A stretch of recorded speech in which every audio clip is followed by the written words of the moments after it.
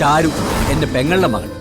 അവൾക്ക് എല്ലാവരും സ്നേഹിക്കാൻ മാത്രമേ അറിയൂ. പെയ്തൊഴിയാതെ എല്ലാ ദിവസവും വൈകുന്നേരം 6:30 നമ്മുടെ സ്വന്തം സൂര്യ ടിവിയിൽ. ഭർത്താവ് ഉദ്യോഗസ്ഥന്റെ വീട്ടില് നാത്തൂന്റെ മുമ്പിൽ മാത്രമാണല്ലോ അവളിപ്പോ സേഫായേ.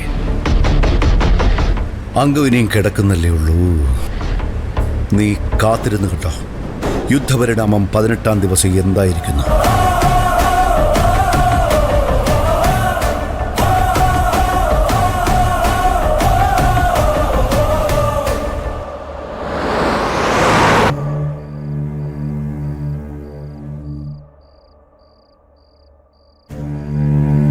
എന്നാലും അവർ ഭാര്യയും ഭർത്താവും ഇവിടെ വന്ന് ഇത്രയും വലിയൊരു നാടകം കളിച്ചിട്ട് മോളൊരക്ഷരം പോലും പറയാതിരുന്നത് ഒട്ടും ശരിയായില്ല. ഞാൻ മനഃപൂർവ്വം മിണ്ടാതിരുന്നതാ ചേച്ചി. അവരെ ഭയന്നിട്ടൊന്നുമല്ല. ശബ്ദിക്കുന്നവരെ അല്ല ആളുകൾ ഭയക്കുന്ന, നിശബ്ദതയാണെന്ന് നല്ല ബോധ്യമുള്ളതുകൊണ്ടാ. പിന്നെ ആ പെണ്ണിപ്പോഴും നമ്മുടെ കസ്റ്റഡിയിലല്ലേ. അവളെ എങ്ങനെ കൈകാര്യം ചെയ്യണമെന്ന് നമുക്കറിയില്ലേ. തള്ളയും തന്തയും കാണിച്ച തെമ്മാടത്തരത്തിന് അനുഭവിക്കാൻ പോകുന്നത് അവളല്ലേ. അതും ശരിയാ. എരുതിയിലല്ലേ അവരെണ്ണ ഒഴിച്ചിട്ട് പോയത്. എന്നാലും അവളുടെ ഒരു പത്രം വായന ഞാൻ അരിച്ചു പറക്കിയതാ. അങ്ങനെ ഒരു ന്യൂസേ ആ പത്രത്തിലില്ല. അയ്യോ, പിന്നെ അവരത് കൈന്നിട്ട് വായിച്ചതാണോ? പിന്നല്ലാതെ. തൊടുപുഴയിൽ ഗാർഹിക പീഡനത്തിന് ഏതോ ഒരു ഷാഹിനെ അറസ്റ്റ് ചെയ്തു. സഹോദരന്റെ ഭാര്യ മൈമുനിയെ പീഡിപ്പിച്ചതിന്. എന്തൊരു ഭാവനയാ തള്ളയ്ക്ക്. അങ്ങനെ ഒരു സംഭവമേ ഈ ഭൂമിയിൽ നടന്നിട്ടില്ല. അവരെന്നെ തന്നെ ഉദ്ദേശിച്ച് പറഞ്ഞതാ അത്. ഞാനിനി അവളെ പീഡിപ്പിച്ച എന്നെ ഇതുപോലെ അകത്താക്കുന്നു. എന്റെ ഈശ്വരാ, എന്നാലും ഇതൊരു വല്ലാത്ത ഭാവനയായിപ്പോയി. ചുമ്മാ അല്ല അവർ IAS എഴുതിയെടുത്തത്. എന്താ IAS പരീക്ഷയ്ക്ക് ഇത്തരം വൃത്തികേടുകളാണോ ചോദിക്കുന്നത്? ആ എന്തോ അതൊന്നും എനിക്കറിയത്തില്ല. പക്ഷെ ഈ പെണ്ണുപിള്ള വല്ല സീരിയൽ എഴുതാൻ പോയിരുന്നെങ്കിൽ രക്ഷപ്പെട്ടേനെ. അവിടെ ആവശ്യം ഇതുപോലുള്ള പുളു കഥകളൊക്കെ ആണല്ലോ. എന്തായാലും ഞാനിതൊരു വെല്ലുവിളിയായിട്ട് എന്നെ ഏറ്റെടുത്തിരിക്കുക. അവളെന്നെ അകത്താക്കുന്നത് എനിക്കൊന്ന് കാണണം. എനിക്കും ഒന്ന് കാണണം. അല്ലേ ചേച്ചി, ഞാൻ ആലോചിക്കുന്നതേ നമ്മൾ എന്തിനാ ഇങ്ങനെ വെയിറ്റ് ചെയ്യുന്നെന്ന്. ആ തള്ളയും മകളെയും പൊളിച്ചെടുക്കാൻ നല്ല ഒന്നാന്തര ബോംബല്ലേ നമ്മുടെ കയ്യിലിരിക്കുന്നത്. അതെടുത്തങ്ങ് പൊട്ടിച്ചാലോ? വരട്ടെ മോളെ, ഏതായാലും നമ്മൾ വേവോളം കാത്തിരുന്നില്ലേ, ഇനി ഒന്ന് ആറി കിട്ടിയാ പോരെ. ഞാനും അങ്ങനെ ഒരു അവസരത്തിന് വേണ്ടി കാത്തിരിക്കുക. പക്ഷെ അതിനു മുൻപ് ഈ തള്ളയും മോളും എന്നെ കൊണ്ട് കടുങ്കൈ ചെയ്യിക്കുന്നാ തോന്നുന്നത്.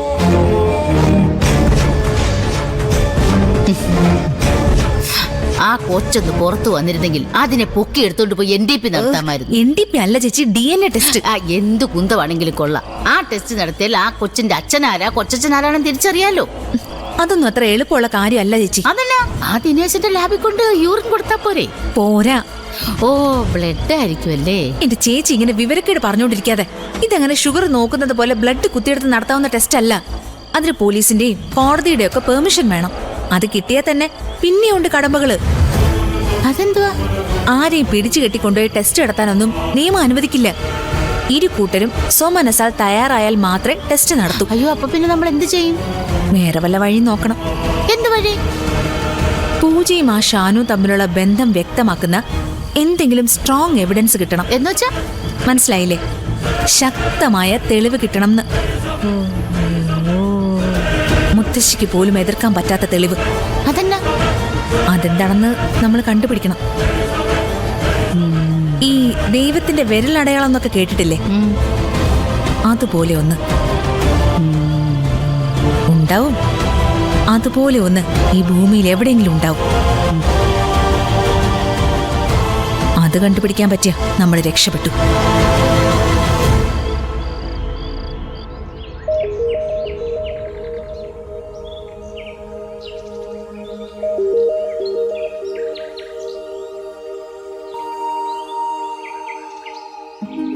മോളെ, മോളെ, എന്താ ചേട്ടത്തി? ഞാൻ ടൗൺ വരെ ഒന്ന് പോവുക, കുറച്ച് സാധനം മേടിക്കാൻ. മോക്ക് എന്തേലും വാങ്ങിക്കണോ? ഒന്നും വേണ്ട, എടുത്തു പോയിട്ടോ. ചേട്ടത്തി. മോളെ,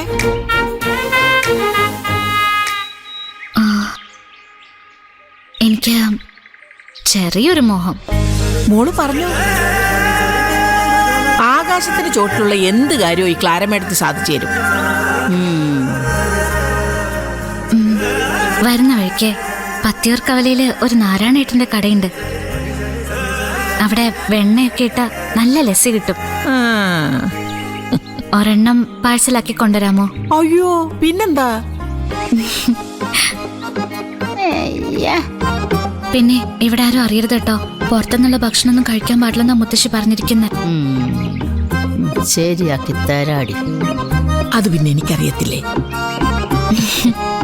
മോള് വിഷമിക്കണ്ട, ആരും കാണാതെ ഏടത്തി സംഗതി സാധിച്ചു തരാം. നിന്നെ കൊണ്ട് സാധിപ്പിക്കാടി മരമോന്തെ അമ്മാമ്മേ. എന്നാ പിന്നെ ഞാൻ പോയിട്ട് വരട്ടെ. ആ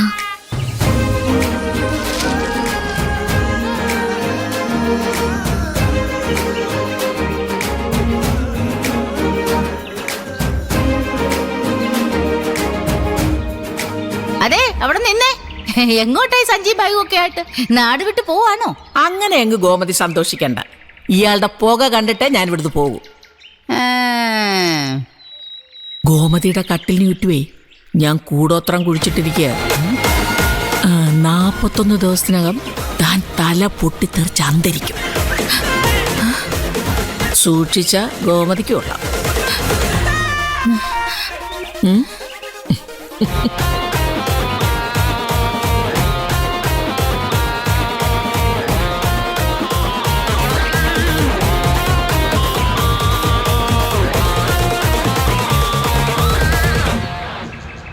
അയ്യോ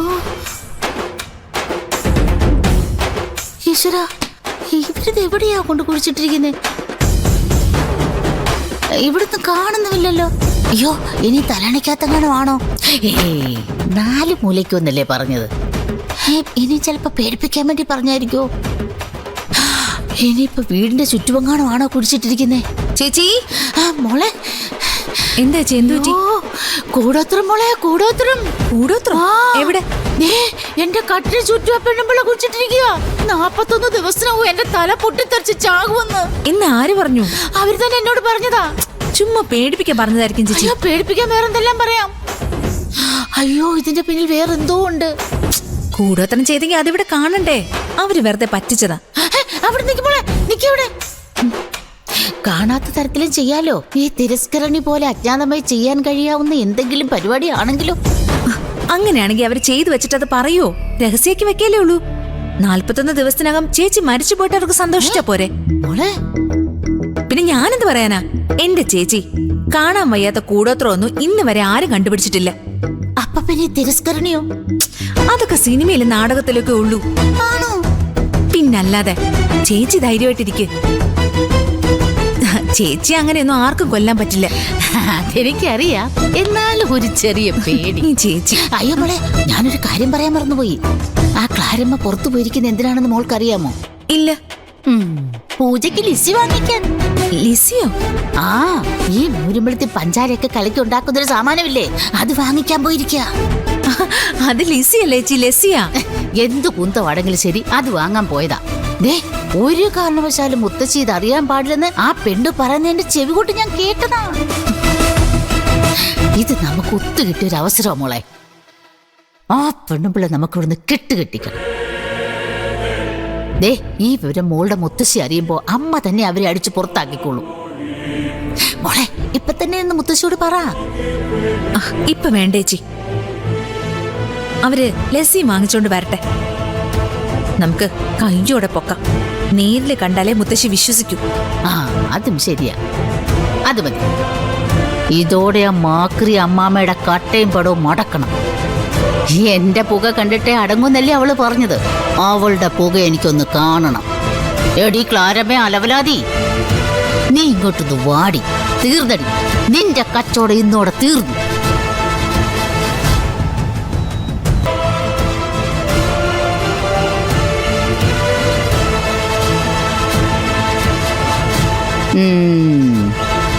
ഇന്നോടെ നിന്റെ കട ഞാൻ പൂട്ടിച്ചു തരാടി.